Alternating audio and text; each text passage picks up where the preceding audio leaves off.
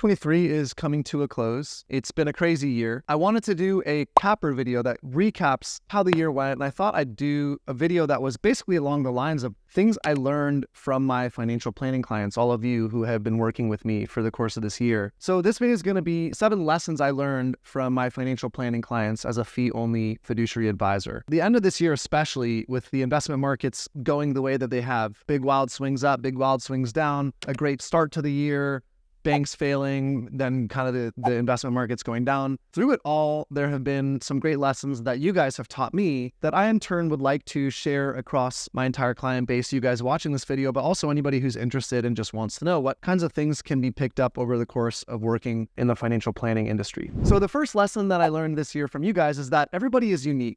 You have your own age, you are your age, you have your own marital status, you have your own job, you have your own personal beliefs about money, your own story around money. You also have your own psychological temperament around how you feel about money. What I've learned is that the world tries to flatten us all so that we feel like we're all one archetype, because that makes it easier for the internet to give advice that says you should follow this rule or that rule. The reason I'm sharing this idea that you are unique is because I've watched all these different unique archetypes succeed, and you can succeed with your own unique qualities. And so my hopeful takeaway from this point is that you don't look and read something and say, hey, just because I'm not following this rule or living according to this guideline, that does not mean that I am doing something wrong or destined to fail. Financial plans are unique, you are unique, and that is part of the beauty of this work. The second lesson from 2023 is that our behaviors are by far the most influential part of our financial planning efforts, but largely our whole life. Your behaviors are the only thing you can control. You cannot control investment markets. You cannot control what other people will tell you, what they'll think of you. All you can control is how you show up to the circumstance in front of you. Now, there's an added benefit to focusing on your own behaviors and the things you can control, which is that as you focus on things you control and as they give you good results, you will in turn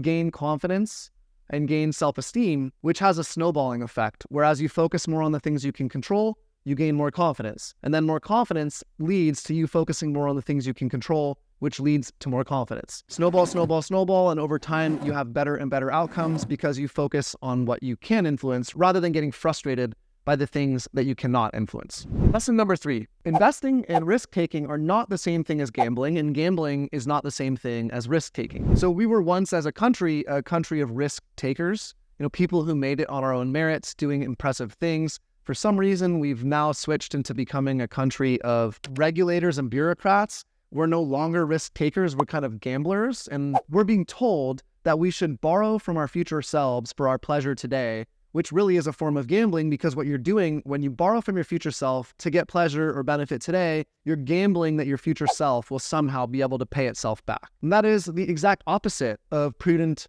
retirement planning.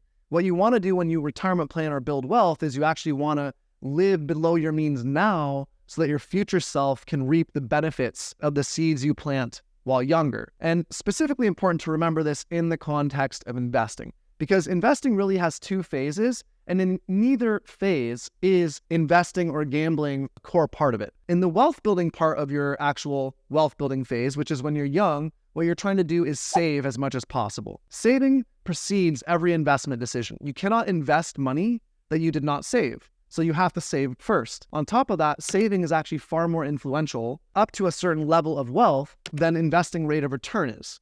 And this is something that's often overlooked and undereducated on. Now, when you achieve a certain level of wealth, which is usually by a certain age for most people, you actually go from saving being your most important behavior to capital preservation or protecting your wealth being the most important behavior. You don't switch from saving to then focusing on getting higher and higher rates of return. You switch from saving to protecting your wealth because you've amassed wealth and now you need to protect it. And it becomes much more important to focus on limiting the downside that happens to your money or the risk to your money when things go out of your control, rather than focusing only on how do I build more and more and more wealth without any attention to the corresponding risks. Now, I've done another video that you can watch on YouTube that goes through this actually quantifiably, that shows how much more deadly it is to lose money to the downside than it is to, it's much more worth protecting to the downside than it is optimizing for the upside. Lesson number 4, ask yourself as often as you can, are the things that I am saying or doing things that I truly understand and believe in, or am I just repeating or following through on actions because I've heard that they work or that I've heard or been told to do them. Too often I found myself this year just repeating things I'd heard. Oh, the market just does this, or oh, this just happens. And then as you ask yourself more critically, wait, am I just repeating that, or is that actually substantiated in fact, and do I really believe and live in accordance with my values? I found myself being surprised that very often those two things did not match. So I won't spend too much time on this, but it's just a super useful tool that one of the clients shared with me. I thought I'd share, and it can help steer you into making better decisions that are more consistent with your own desires, rather than later looking up and asking yourself, how did I get here? This isn't really where I thought I'd be, and it's not really me. The fifth lesson I learned is that how unbelievably powerful and impactful it is to have a plan and a goal. With a plan and a goal, it's like putting on soundproof headphones. When you have a plan and a goal, you have a direction to travel, you know your boundaries and your tolerances for when you're leaving those boundaries, and you can avoid or ignore all the noise that is happening outside of those boundaries. But without a plan or a goal, we live in this kind of sphere of nebulous chaos, where we bounce from action to action or point to point, and we don't really know if that's actually in accordance or synchronous with our desired trajectory, and therefore it makes it very hard to actually change courses. It also leaves a tremendous amount of anxiety. So having a plan or a goal helps improve focus, it helps give direction, and it is a huge, powerful force in helping us course correct when things aren't going according to plan. And that was very evident over the last 2 years, because 2022 was a very volatile down market, lots of news and events that were sparking fear and anxiety and impulsive behavior. And 2023, despite being a better investment market overall from a rate of return perspective, has felt no less volatile. You know, we've had banks go out of business, we've had wars, we've had this stuff happening in the Middle East. It's been crazy. And what's been evident throughout is that those of us that have a plan and a goal are much less likely to be buffeted by the winds of change. Lesson number 6 is that financial planning is an art, not a science. Yes, there are numbers, there's math, there's data, there's back testing, and that's all great. But humans don't really work off of numbers. The best plan from the numbers perspective is very rarely the plan that anyone can actually execute, because the trade-offs required to execute the best numeric plan are so costly that nobody can stick with it for a long period of time. And so I found myself saying this a lot at my old gym as well. The best actual plan is the plan that you are most likely to be able to execute consistently over long periods of time, which means sometimes we sacrifice a little bit from the numbers in order to get consistency and the ability to stick to something for a long period of time. The last 2 years really were evidence of that.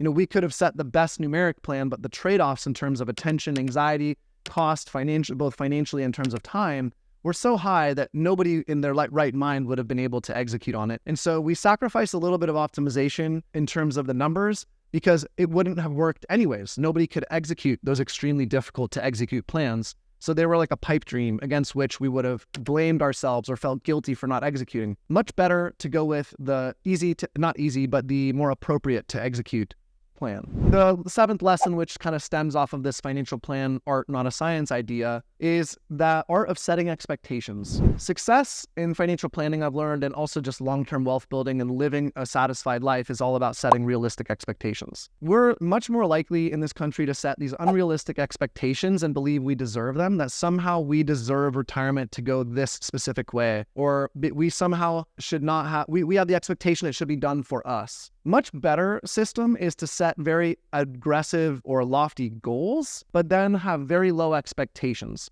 And then what you do is you work as hard as possible to achieve those goals while also keeping your expectations as low as possible, because it's a guaranteed way for you to out-achieve or overachieve your expectations and therefore feel extremely satisfied by the results of your labor, while also working towards an advanced, ambitious trajectory and not being disappointed later when you don't hit that exact goal and believe you deserved it. I hope that was helpful. These are 7 lessons I learned from financial planning in 2023. If you have any other lessons or gems or nuggets that I didn't share and you've shared with me during client meetings or anything like that, put them in the comments below. Send them to me. I'm thinking of maybe turning this into a written piece as well. So anybody who didn't get all these or didn't watch the video can then also see them, because I think they're pretty valuable. You know, they're not numeric or spreadsheets, which I've done a lot of as well recently. They're kind of like the soft science of financial planning, but they're really, really important, and they help us feel like we can navigate our finances over long periods of time from an emotional perspective. Anyways, thank you as always. It's been a great pleasure to have the privilege of partnering with you this year, and I look forward to many, many years of great work together. We have a lot of great things in store in 2024. We've added on Joseph and Sarah as new team members, and they're going to provide a lot of manpower and resources and support and intelligence and financial planning related specialties to help us improve our service next year. If you have comments or questions or just need to get in touch with us, you can always do that through the website at www.thepeakfp.com. And as always, thank you for your time and attention. See you in the next video and see you in the new year.